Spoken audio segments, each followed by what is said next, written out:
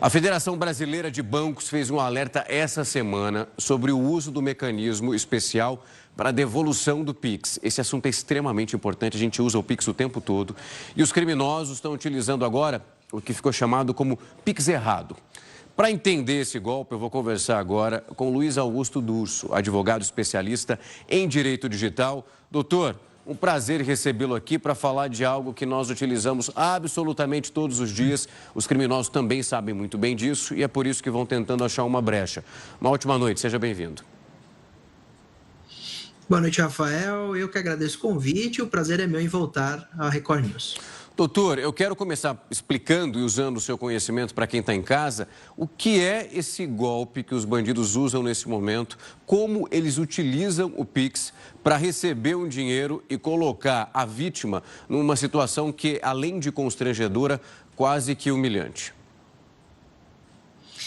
Vamos lá, Rafael. O criminoso, ele conhece esse mecanismo especial de devolução. É uma função do Pix. E para que serve o MED, o mecanismo especial?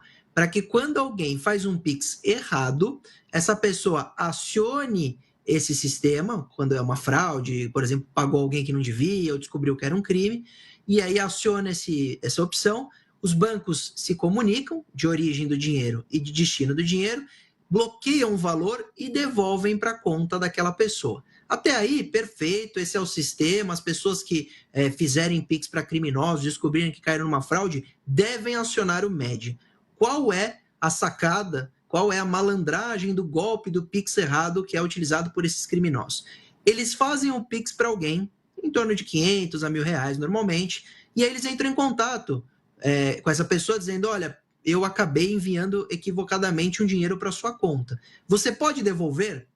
Só que quando ele está pedindo o dinheiro de volta, ele já acionou esse mecanismo especial de devolução e convence essa vítima a fazer também o Pix.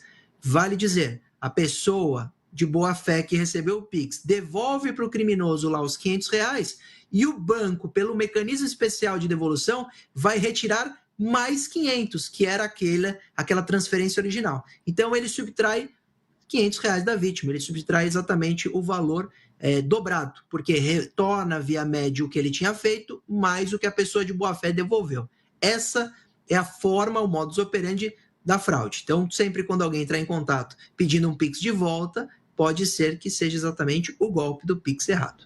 Doutor, para deixar essa situação ainda um pouco mais delicada, há também dentro desse esquema orquestrado pelo criminoso, quando ele solicita esse Pix de volta, em alguns casos eu estava acompanhando, ele pede para que a pessoa faça a devolução da quantia ainda numa terceira conta, não naquela que inicialmente fez a falsa transferência. Não é falsa porque o dinheiro chegou, mas depois ele vai ser devolvido. Então a pessoa acaba devolvendo não para a conta que enviou o dinheiro, mas ainda para uma terceira. É uma forma do golpista tornar essa situação ainda mais complicada. Ele também pode usar essa opção. Ao invés de pedir a devolução para a pessoa que recebeu o Pix de boa-fé na própria conta, o que poderia fazer com que o sistema identificasse e o MED não funcionasse, porque já ia identificar a devolução, ele pede para uma conta de terceiro. Então, para ficar mais claro, eu sou o Luiz, o Rafael e tenho um indivíduo chamado Bruno. Vamos supor que o Bruno é o criminoso, fez a transferência para o Rafael e pede a devolução na minha conta. E aí o Rafael acaba transferindo para mim e o banco, pelo mecanismo especial de devolução, vai tirar o dinheiro mais R$500 do Rafael e devolver para o criminoso. Então ele consegue dobrar ali o que ele fez de transferência para a vítima. A grande orientação, Rafael, em primeiro lugar, sabendo que existe esse mecanismo especial de devolução, quando alguém entrar em contato, você pode primeiro perguntar, falar, você já acionou o MED, você quer acionar o MED, porque aí eu aguardo. Segunda opção é você ir no dinheiro na sua conta que foi recebido e lá dentro do recebimento tem a opção de estornar o Pix, a devolução do Pix. Porque se você fizer essa opção, ele vai ser remetido à conta de origem e o MED não vai funcionar. Então não vai tirar mais dinheiro nenhum da conta, a não ser aquele que foi devolvido de boa fé. Quando o pedido for para devolução em conta de terceiro, você nunca deve transferir para aquele terceiro, porque aí com certeza o criminoso pode acionar o mecanismo especial de devolução e conseguir com que o banco remova sem a sua autorização. Isso é importante lembrar. Quando a pessoa, o criminoso pede o MED, você, vítima, não precisa autorizar que o dinheiro saia da sua conta. Isso é automático.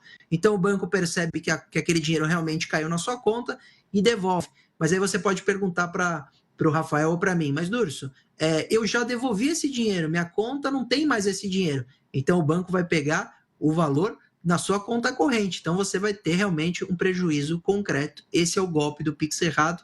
Essas são as orientações. Lembrando que tudo isso, claro, é crime. Tem que lavrar o boletim de ocorrência. O autor pode ser responsabilizado até pelo crime de estelionato. Está lá no artigo 171 do Código Penal. E a pena vai até 5 anos de reclusão. Então sempre lavrem o boletim de ocorrência quando acontecer essa situação. E é possível entrar em contato com o banco também, Rafael. É bom lembrar. Se você, lamentavelmente, caiu nesse golpe, tente entrar em contato com o seu banco e do banco de destino do dinheiro, porque às vezes eles fazem os bloqueios todos e a devolução para a vítima. Doutor, nesse caso, a partir do momento em que a pessoa, infelizmente, acabou caindo nesse golpe, entrou em contato com a agência bancária, verificou o que aconteceu.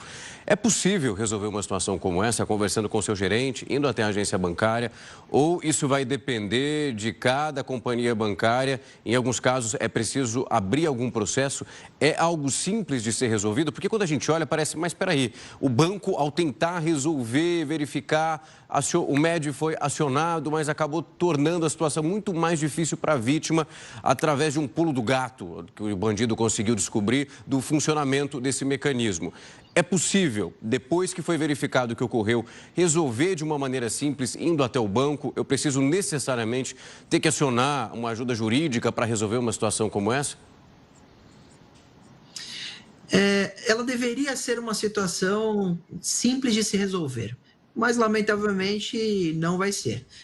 Até porque o banco vai justificar que o PIX feito, né, pela vítima foi de livre e espontânea vontade, que o banco não teve um problema de segurança.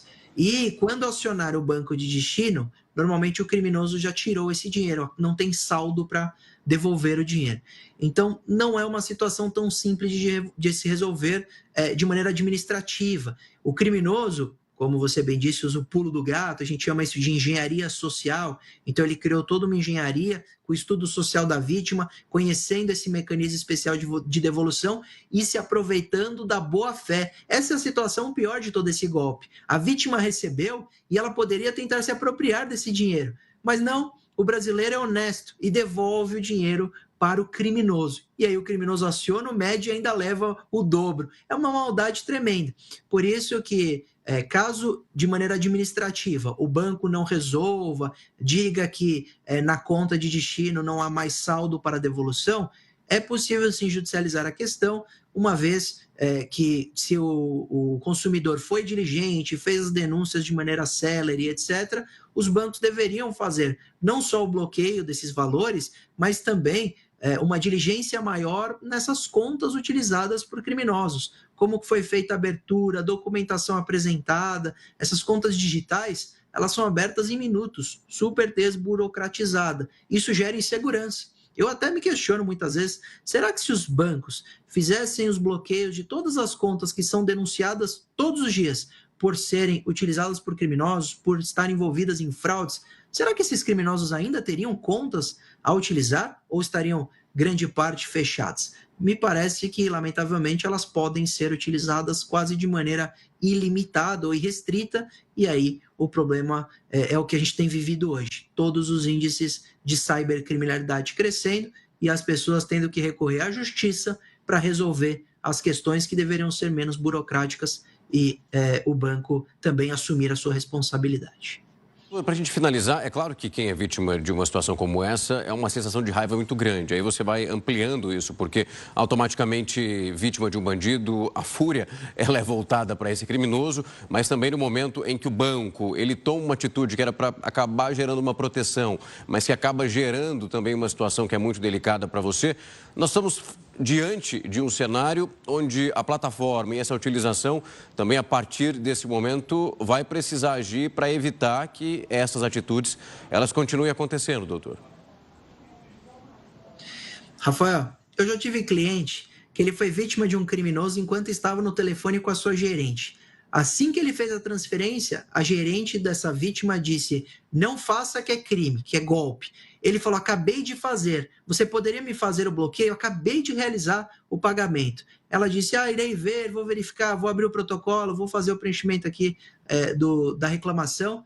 E depois a informação do banco veio que não teve tempo suficiente para resolver o problema. Ele estava no telefone, naquele momento, com a gerente. Então, muitas vezes o banco ele é ineficiente, omisso, negligente. E também a gente tem visto no judiciário a responsabilização das fraudes bancárias com relação ao banco, exatamente por falta de análise de perfil do consumidor, dos documentos para abertura de contas. Qualquer um abre uma conta, às vezes, com uma foto de uma pessoa na frente do rosto. Isso é ridículo. Que reconhecimento facial é esse? Isso aconteceu no Brasil. Então, a gente precisa, sem dúvida nenhuma, ter um controle maior. Inclusive, eu mesmo já sugeri para o presidente do Banco Central, em algumas oportunidades, nas comissões de crimes cibernéticos que eu presido, uma análise daquela abertura de conta, se for em banco digital, para que tenha um bloqueio de PIX temporário, se ela movimentar um grande valor no primeiro mês, para que tenha uma justificativa, para que o banco seja mais diligente para evitar que simplesmente o criminoso crie contas e contas e mais contas, aplicando golpes em muitos usuários. Nós tivemos uma pesquisa recente, foi divulgada inclusive essa semana, que por minuto nós temos mais de 4.000 tentativas de fraudes bancárias no Brasil, por minuto. Então isso é uma avalanche de crimes cibernéticos que tem assolado aí a nossa sociedade e os nossos usuários, que você, antes da minha entrada aqui, mostrava que estão cada vez mais conectados, interagindo, usando o smartphone, o que é ótimo, né? Isso é democratizar o acesso à internet. Mas junto vem uma necessidade de educação digital para que essas pessoas estejam mais atentas para não cair nesses golpes, para que tenhamos mais cobranças com relação à responsabilidade e prevenção dos bancos, né? Para que o sistema seja mais eficiente e mais seguro, e para que a polícia, sem dúvida nenhuma, continue a investigar com mais investimento, investigando melhor para encontrar esses criminosos que utilizam a internet como se fosse terra sem lei. Dúvida, orientação dada. Doutor, foi um prazer recebê-lo aqui mais uma vez para orientar quem está em casa nesse momento, para não ser mais uma vítima de um criminoso que está aguardando ali qualquer ponto, digamos, mais frágil para conseguir agir. Muito obrigado, doutor. Uma ótima noite, excelente final de semana. Muito obrigado, Rafael. Uma boa noite a todos e até a próxima. Até mais.